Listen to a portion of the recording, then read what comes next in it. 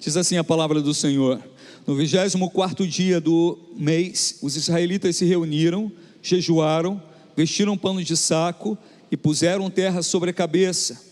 Os que eram de ascendência israelita tinham se separado de todos os estrangeiros, levantaram-se nos seus lugares, confessaram os seus pecados e a maldade dos seus antepassados.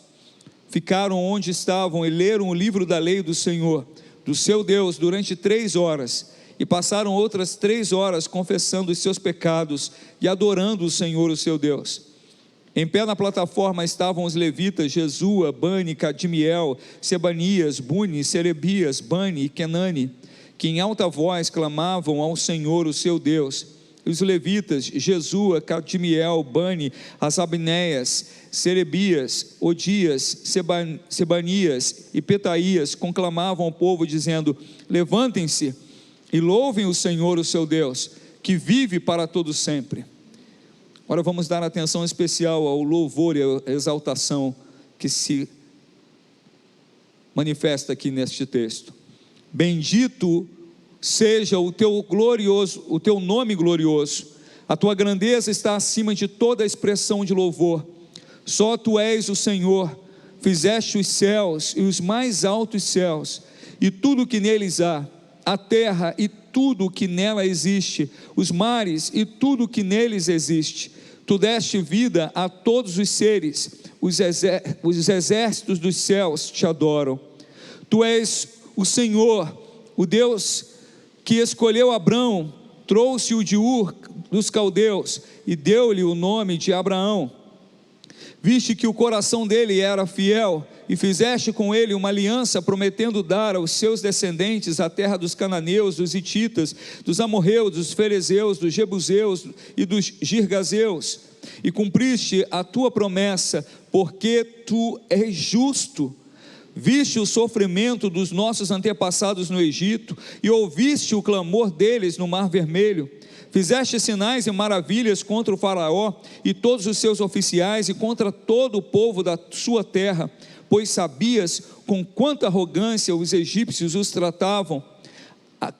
Alcançaste renome que permanece até hoje.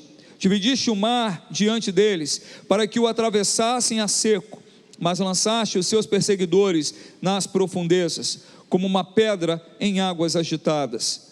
Tu os conduziste de dia com uma nuvem e de noite com uma coluna de fogo, para iluminar o caminho que tinha que percorrer. Tu desceste ao monte Sinai, dos céus lhes falaste, deste-lhes ordenanças justas, leis verdadeiras, decretos e mandamentos excelentes. Fizeste que conhecessem o teu sábado santo e lhes deste ordens, decretos e leis por meio de Moisés teu servo. Na fome deste-lhes pão do céu, e na sede tiraste para eles água da rocha. Mandaste-os entrar e tomar posse da terra que sob juramento tinhas prometido dar-lhes. Somente até aqui. Deus de amor, oh Senhor, quão grande Tu és. Obrigado por essa manhã, Senhor, podermos sair de nosso lar e vir à Tua casa, para juntos bendizermos o Teu nome e ouvirmos a Tua voz. Tu sabes, Senhor, ó Deus, que nós não somos diferentes do Teu povo, desta época, Senhor, de Neemias. Sabes que o coração humano, Senhor, ó Deus, é tendencioso, Senhor, a se desviar de Ti. Sabes que dentro de nós, Senhor, mesmo aqueles que já se renderam a Ti, há uma guerra, Senhor, ó Deus, entre alma e espírito.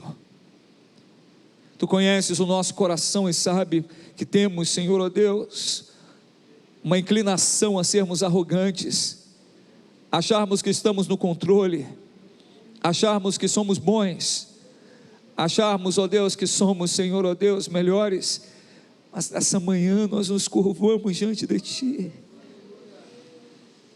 e reconhecemos, Senhor, que somos pó, Senhor, que somos pecadores, que numa fração de segundo, Senhor, ó Deus, no olhar, Senhor, julgamos, Senhor, o nosso semelhante, sentenciamos, ó Deus, e o punimos, como se fôssemos juízes. Somos, ó Deus, frágeis, fracos, miseráveis homens que somos, seres humanos que somos, mas te adoramos, Senhor, porque a tua graça nos alcançou. Estamos aqui pela tua graça e te pedimos, Senhor, fala conosco e recebe, Senhor, toda a honra que é devida a ti. Opera, Senhor, em nossa vida, Senhor, porque sem ti, Senhor, ó Deus, não há nenhuma esperança para nós. Tu és a nossa esperança. Fala conosco, Pai. Precisamos ouvir a tua voz. Em nome de Jesus. Amém. Glória a Deus. Neemias está numa outra fase de restauração em Jerusalém. O primeiro desafio, ele tinha vencido junto com o povo de Judá, que era reconstruir as muralhas de Jerusalém, as estruturas de proteção de Jerusalém.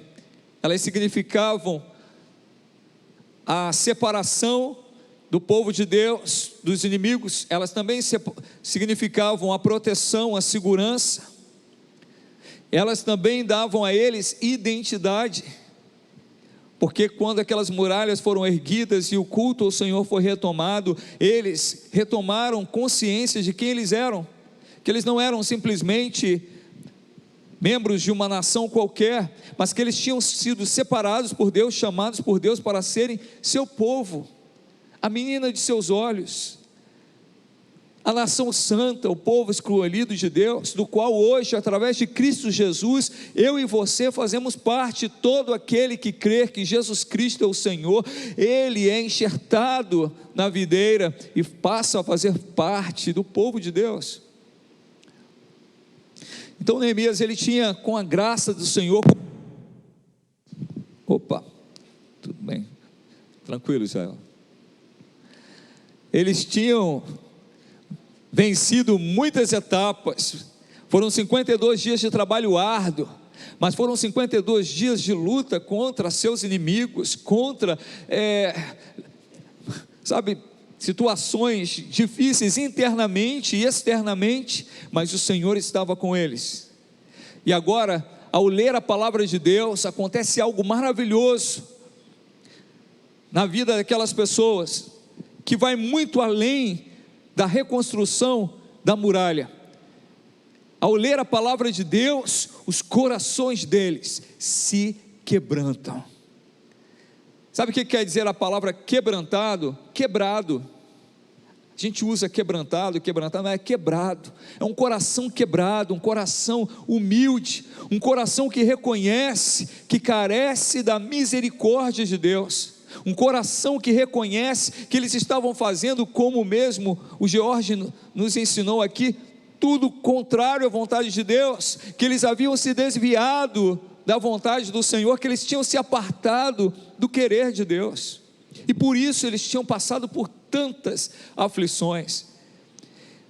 E eles, diz aqui o texto, que eles se reúnem, eles jejuam. Jejuar é se humilhar diante de Deus, é se esvaziar de si mesmo. Eles jejuam, eles se vestem de panos de saco, isso, eles tiram toda a beleza exterior, se vestem de panos de saco, de uma forma de se humilhar e dizer a Deus: Senhor, sem ti nada somos, e reconhecer quão miseráveis eles eram. Ora, o povo, irmãos, que tinha sido retirado do Egito pela mão forte do Senhor, que viu o mar se abrir, que viu o Senhor derrubando a muralha de Jericó somente com o som das trombetas e do louvor a Deus, que viu o Senhor mandando codornizes, essas aves que não existem no meio do deserto, Deus mandou para alimentá-los de carne, porque eles começaram a reclamar que não tinham carne.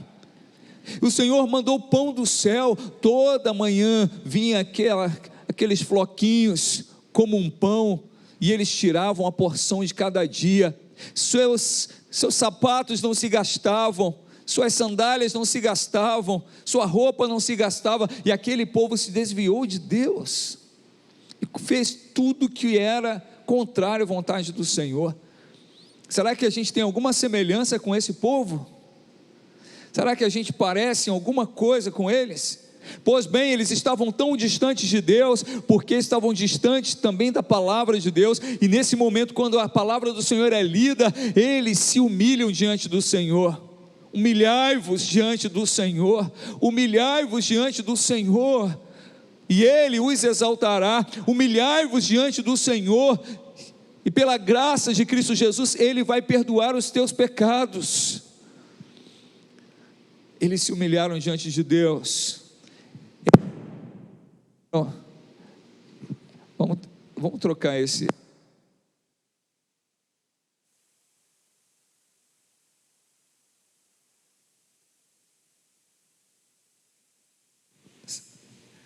Eles se separaram de todos os estrangeiros. Que diferente esse som, né, irmãos? Mariana vai acertando ali. Separar quer dizer romper com alianças que desagradavam a Deus. E agora, depois de se humilharem, eles começam a glorificar o Senhor. Sabe qual é o louvor que agrada a Deus? O louvor de um coração quebrado, de um coração que reconhece: Senhor, eu sou pó, eu prometo as coisas a Ti, eu prometo fidelidade a Ti, eu quebro minhas promessas. Senhor, eu falo que eu sou humilde, mas eu acho que eu sou melhor do que o irmão fulano, do que o irmão Beltrano, do que o meu familiar. Um coração quebrado, o Senhor, Ele não rejeita. Mas um coração altivo o Senhor rejeita. E talvez você pense que altivo é o coração da pessoa que anda só com a cabeça em pé. Há pessoas que abaixam a cabeça, mas seu coração é extremamente orgulhoso. O Senhor, Ele não está preocupado com o gesto da tua cabeça, Ele está preocupado com o teu coração. Jesus, Ele veio transformar o nosso coração.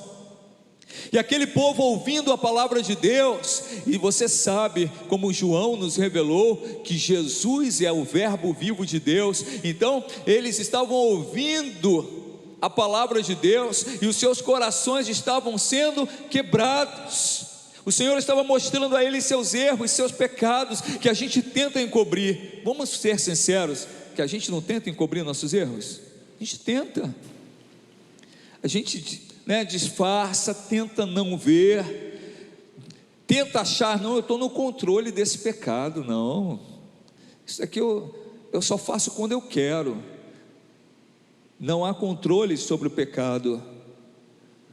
O único controle sobre o pecado é você dizer não a ele, é você, pela graça de Deus, resistir a ele. A palavra de Deus diz: resistir ao diabo e ele fugirá de vós. Então a palavra estava sendo pregada, e sabe, o Espírito Santo estava tocando no coração deles, e eles se quebrantaram, se humilharam, jejuaram, vestiram pano de saco, colocaram terra e cinzas sobre a cabeça, num ato de extrema humilhação, de extrema humildade. E assim como aconteceu em toda a história, e continua acontecendo, quando o povo de Deus se quebranta, quando o povo de Deus se humilha, quando o povo de Deus se arrepende dos seus pecados, sabe o que acontece? Vem sobre o povo o derramar da presença de Deus, ao renovo, o que tanto a gente ouve falar: avivamento, avivamento, avivamento. E aí tem igrejas que colocam noites de avivamento, venha participar da noite. Avivamento não se fabrica, não se marca, não se marca um dia para o avivamento. O avivamento vem de Deus, e ele começa quando o nosso coração reconhece quem Deus é e quem nós somos. E aí eles começam, depois desse quebrantamento, a adorar o Senhor. E os levitas começam a falar para eles: levantem-se, louvem o Senhor, o seu Deus, que vive para todo sempre. Levantem-se, glorifiquem a Deus. Eles estavam gratos, adorando, bendizendo o Senhor, porque o Senhor havia se revelado a eles. O Senhor havia, através da sua palavra, falado com eles. Quando Deus fala contigo, você deve dar glórias a Ele, dizer: Senhor, obrigado, eu estou ouvindo a tua voz. Eles estavam adorando o Senhor. Então Neemias estava lá, os levitas, e eles clamavam lá do alto da plataforma: levantem sua voz, exaltem ao Senhor. O que nós aprendemos aqui?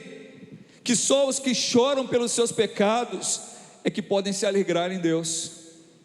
Você não vai ter alegria no Senhor enquanto você não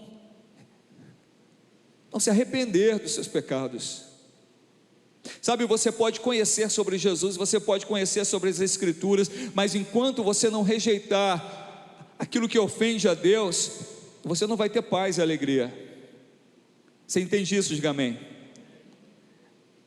É fácil? Não é. Mas você está sozinho? Também não, porque você tem a palavra de Deus, que é uma bússola, e você tem o Espírito Santo de Deus, que veio pelo sacrifício de Cristo. Jesus foi para o Pai e disse: eu não vou deixar vocês órfãos. O que o Senhor estava falando com isso? Olha, eu não vou deixar você sozinho. Cacilda, você não vai ficar sozinha. Renato, você não vai ficar sozinho. Jonathan, você não estará só. Eu vou enviar sobre vocês o Espírito Santo. Não foi um anjo, não foi um arcanjo, não foi uma milícia de anjos, foi o próprio Deus, o próprio Espírito Santo de Deus, santíssimo que Ele é. Ele veio sobre nós e nos ajuda em nossas batalhas. Amém, queridos? E aí eles começam a exaltar o Senhor, porque agora humilhados, quebrantados, arrependidos, recebem da graça, do perdão do Senhor, e começam e têm liberdade para adorar ao Senhor por quem Ele é. E essa oração, irmãos, é um tratado teológico. E se nós olharmos para as Escrituras, as orações de Paulo, na verdade, descrevendo teologicamente, era um estudo sobre Deus, era um conhecer de Deus. Quando eu falo um tratado teológico, é um conhecer de Deus. Quando nós nos aproximamos do Senhor, nossas orações revelam que nós conhecemos a Deus. E eles começam a louvar ao Senhor em oração, glorificando ao Senhor. Como que os levitas descrevem Deus? Vamos ver aqui na Escritura. Eles contemplam a majestade de Deus. Vamos lá, verso 5, parte B. Bendito seja o teu nome glorioso. Diga glorioso. A tua grandeza está acima de toda expressão de louvor. Sabe qual é a impressão que eu tenho? Que eles viram a glória de Deus através da sua palavra, que eles viram a grandeza do Senhor, que eles viram a majestade de Deus através das Escrituras. Eles contemplaram a majestade de Deus, eles exaltaram o seu poder, e eles passam a descrever os feitos gloriosos de Deus. Quantas coisas o Senhor tem feito na tua vida. Começa a adorar ao Senhor, glorificando a Deus por tudo que Ele é, o que Ele fez na história bíblica e na história da tua vida. Glorifica a Deus, você verá quão grande o Senhor é, e como Ele tem cuidado de você bem. Deus tem cuidado bem de você. Então aqueles levitas contemplaram o Senhor. Em primeiro lugar, eles dizem que Deus é criador. Nós não somos frutos do acaso. Nós vimos aqui no seminário de Cosmovisão Cristã, mas eu quero te dizer nesta manhã, baseado neste texto, olha o que dizem aqueles servos do Senhor no verso 6: só tu és Senhor, fizeste os céus e os mais altos céus, e tudo que neles há, a terra e tudo que nela existe, os mares e tudo que neles existe. Tu deste vida a todos os seres viventes, e os exércitos dos céus te adoram. Oh, glória a Deus! Foi o Senhor que criou todas as coisas. Sabe esse mar lindo que está aqui perto da gente? O Senhor criou. O Senhor criou você, o Senhor criou o teu irmão que está do teu lado, o Senhor criou os luminares, foi tudo criado por Deus. Aqui a palavra do Senhor, ela combate todas as teorias contrárias ao criacionismo, que Deus que criou todas as coisas. Ora, Darwin nem pensava em nascer nessa época, mas já havia pessoas que pensavam que outros deuses haviam criado tudo. Sim, haviam adoradores de Baal, de Azerá, de Moloque, do inferno, atribuindo a eles o poder da criação. Mas a igreja, o povo de Deus, sabe que o Senhor é o Criador dos céus e da terra. Foi o Senhor que te criou. Você não é fruto do acaso. Quando você entende isso, você entende que o Senhor, Ele te amou, que o Senhor derramou graça sobre a tua vida, que você não é dono de você mesmo, você não é dono do seu nariz, só o Senhor é Deus. O que pode a criatura dizer para o seu Criador e ordenar ao seu Criador? Até mesmo quando nos aproximamos de Deus, entendendo que Ele nos criou, nós nos aproximamos dEle com o coração humilde, porque a criatura não pode dar ordens ao seu Senhor, ao seu Criador. A criatura, ela suplica, ela depende, ela clama, e ela sabe que o seu Criador cuida dela. Amém, irmãos? O Senhor, Ele nos criou, mas durante toda a história, muitas teorias foram criadas, muitas seitas, dizendo que Deus não é criador. Nós temos o ateísmo, que rejeita a existência de um Deus. Nós temos várias correntes filosóficas que rejeitam a criação e que tentam incutir na nossa mente, na mente dos nossos filhos, que não existe um Deus e que e se Ele existe, Ele não é o Criador. Mas a palavra do Senhor, que é a verdade, diz para mim e para você nessa manhã: só o Senhor é Deus. Ele fez os céus e a terra e tudo que nela existe. Deixa eu contar uma história aqui que aconteceu na Revolução Francesa. Emissários daquela cruzada terrível, sangrenta da Revolução Francesa, eles saíram perseguindo os cristãos na França, matavam os cristãos, estupravam suas mulheres. Um desses representantes da Revolução Francesa chegou a uma vila e abordou um camponês francês, crente no Senhor Jesus Cristo. E a primeira coisa que aquele homem falou foi dizer para aquele camponês: eu vim rasgar sua Bíblia, eu vim queimar sua igreja, eu vim banir essa fé que vocês têm, essa ideia absurda, tola, de que Deus existe. E o camponês, ele olhou bem fundo nos olhos daquele homem e respondeu a ele, o Senhor, falando para o seu algoz, para aquele que estava ameaçando tirar-lhe a vida, queimar sua igreja e rasgar a sua Bíblia, ele disse: o Senhor pode rasgar a minha Bíblia e até queimar a nossa igreja, mas antes de o Senhor banir da minha mente a ideia de que Deus é um Deus real e Ele me criou, o Senhor terá que apagar todas as estrelas do firmamento, porque enquanto houver uma estrela, eu saberei que ela anuncia a glória de Deus.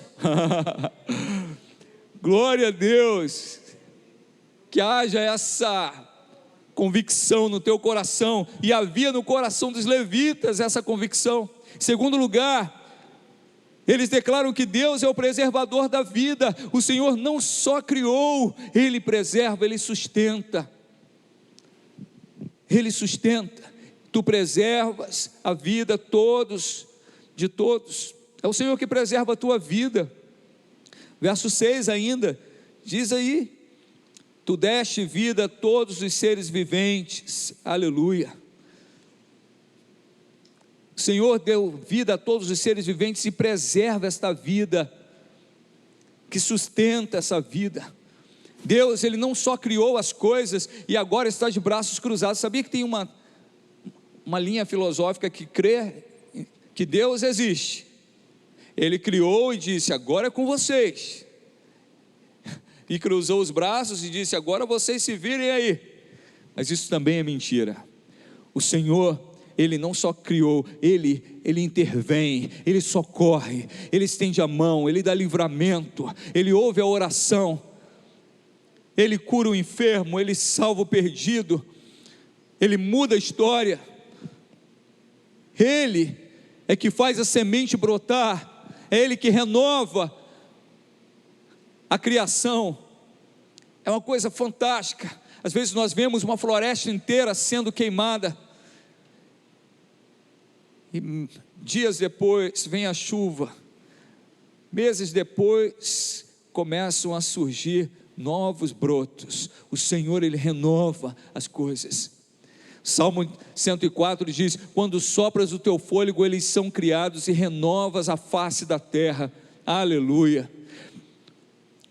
Paulo, pregando aos atenienses, ele falando do Deus desconhecido, ele diz assim: o Deus que fez o mundo e tudo que nele há, é o Senhor do céu e da terra, e não habita em santuários feitos por mãos humanas. Ele não é servido por mãos de homens, como se necessitasse de algo, porque Ele mesmo dá a todos a vida, o fôlego e as demais coisas, pois nele vivemos, nos movemos e existimos.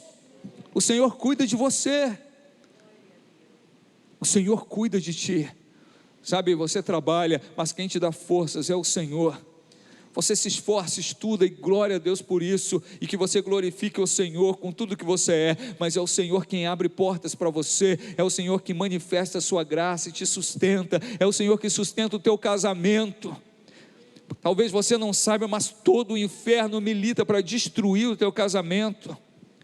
É o Senhor que mantém você fiel ao Senhor, fiel a Ele mesmo, porque Ele te dá força para ser fiel, porque todo o inferno e a tua carne militam contra a vontade de Deus. Deus é quem nos dá vida, Ele nos dá saúde, Ele nos dá alimento, Ele nos dá proteção, Ele nos dá paz. É do Senhor que vem a chuva. A gente não estava passando por uma estiagem, irmãos, o rio Macaé estava baixinho a lâmina d'água. Nós tivemos que reduzir o tratamento de água aqui na cidade, o abastecimento. Talvez vocês tenham percebido aí mais falta d'água do que é normal, né? E aí, o que o engenheiro pode fazer? Fizeram uma dragagem no rio, não resolveu. O INEA tentou também socorrer a cidade de Macaé, não resolveu. Sabe quem resolveu? O Senhor. Mandou chuva, chuva, chuva, chuva, chuva. Aí o rio subiu. Glória a Deus, aplauda mesmo, Ele é digno de louvor. Ele é digno de toda glória. Deus usa a engenharia, Ele usa a medicina, mas tem vezes que o Senhor, eu creio que Ele deixa claro para a gente por misericórdia. Olha, para que a gente entenda, para que a gente possa se quebrar diante dEle. Não tem artifício, não tem algo que o homem possa fazer para mudar isso. E aí o Senhor vem e diz: eu mando a chuva. Ele está presente em toda a sua criação, em toda a obra de sua criação. É Ele que alimenta os pássaros. O próprio texto que o Senhor deixou para nós não nos preocuparmos, Ele diz: acaso vocês não percebem que esses pássaros, eles não plantam, eles não colhem, nem armazenam, e todos os dias ele tem o alimento? Quem dá o alimento é o Senhor. É do Senhor que vem o pão que está na nossa mesa. Dá glória a Deus pelo pão que está na tua mesa. É dele que vem a saúde. Se você pode andar, glorifica a Deus. Se você pode falar, glorifica a Deus. Se você tem força para trabalhar, dá glórias ao Senhor. E os levitas começaram a glorificar a Deus, falando: Senhor, é o Senhor que nos sustenta. É o Senhor que te sustenta. ao Senhor que te sustenta no detalhe. Sabe, na hora que você não tem força para nada, que foge o chão, acontece uma catástrofe na tua vida, você diz, agora eu vou perecer, a mão do Senhor chega, segura você e diz, eu estou aqui, filho, eu te sustento, eu te criei, eu te salvei e eu te sustento. Em terceiro lugar, os levitas declaram que Deus, Ele é o Senhor, que Ele é soberano, Senhor de todo o universo. Tu és o Senhor. Quão grande é o nosso Deus, irmãos. Às vezes a gente pensa que a história está, sabe, como um trem fora dos trilhos. Você já percebeu isso? Às vezes me dá uma agonia de tantas más notícias. A Fatinha está estudando um pouco sobre essa mudança na linguagem que foi implantada no nosso país e também em muitos outros países nas últimas décadas. Você sabe que até alguns séculos atrás não se falava natureza, se falava criação. E aí nós começamos a usar a natureza. Então esse termo natureza, ele vai formando na mente das pessoas o seguinte: aconteceu de forma natural, por acaso. O termo criação foi sendo substituído. Então, hoje é mais difícil até para o crente entender que a natureza não foi de uma explosão, foi criado, planejado, cuidado, desenhado, veio do Senhor, Ele criou. Há outros termos que são mudados ao longo do tempo, e essas mudanças na terminologia são arrasadores. Hoje eles querem implantar a linguagem neutra. Você já ouviu falar nisso? Para que não haja feminino nem masculino, só a linguagem neutra. O que eles querem mudar? Eles querem mudar concepções bíblicas, estruturas fundamentais da palavra de Deus e da sua vida, do nosso entendimento, das nossas concepções. Então quando eu penso nisso, às vezes me dá uma aflição, mas logo em seguida, sabe o que vem na minha mente? A visão de João, no capítulo 4 de Apocalipse, o Senhor assentado no trono do universo. Eu quero te dizer nessa manhã, que assim como os levitas perceberam e glorificaram declarando, Senhor, só Tu és o Senhor, eu quero dizer para você que o Senhor está no trono do universo, Ele que rege a história de todas as coisas. Às vezes parece que está tudo fora do lugar, o Senhor está no controle. Há pessoas que dizem, poxa, o Senhor não vai botar fim ao mal, não vai dar fim ao diabo. O Senhor já decretou o fim dele, já tem o dia, data e hora certo, e está breve. Às vezes você pode pensar assim, mas Deus não se incomoda com o sofrimento do seu povo. Ele enviou reis, Ele enviou profetas, Ele enviou juízes, mas nós rejeitamos. Por fim Ele enviou o seu Filho e nós crucificamos.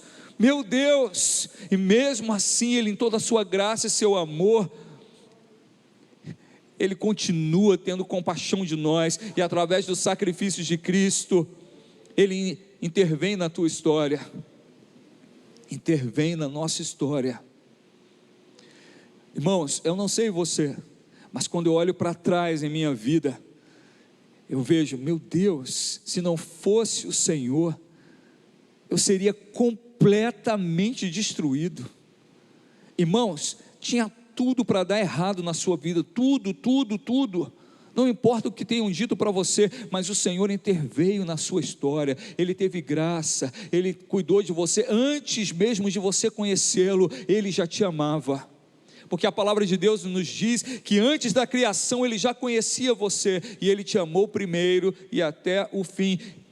Então creia nisso, o Senhor é Deus, só o Senhor é Deus, Ele é soberano, Ele está no trono, Ele governa.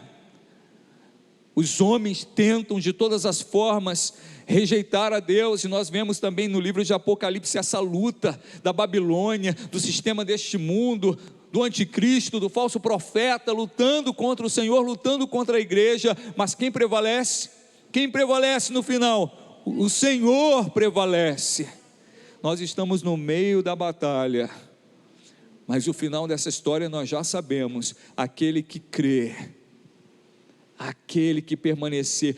O que diz o livro de Apocalipse? Ao vencedor.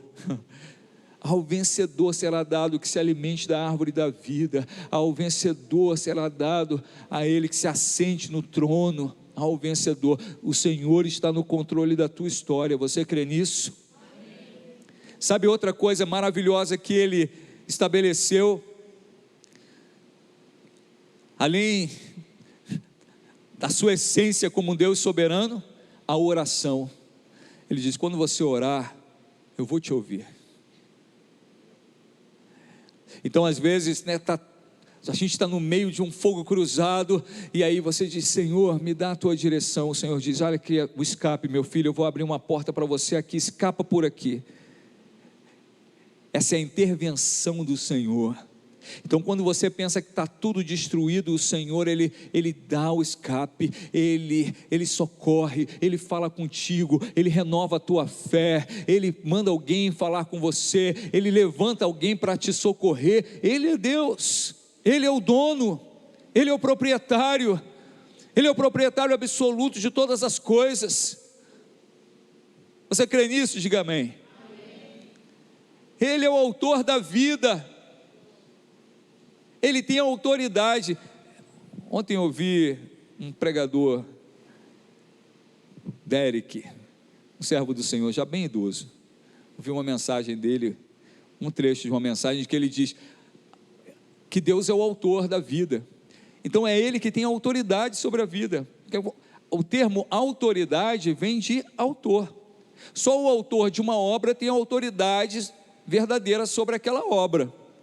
O Senhor é o autor da minha vida e da tua vida. Sabe de quem é a autoridade sobre nós? Dele. E quando você confessa Jesus, quando você entrega a tua vida ao Senhor, sabe o que você está fazendo? Senhor, eu não vou mais requerer autoridade sobre a minha vida, e eu tiro a autoridade que Satanás um dia teve. Eu entrego a ti, Senhor. Tu que és o autor, tu és o legítimo, Senhor, autor da minha vida. Tu és a legítima autoridade da minha vida.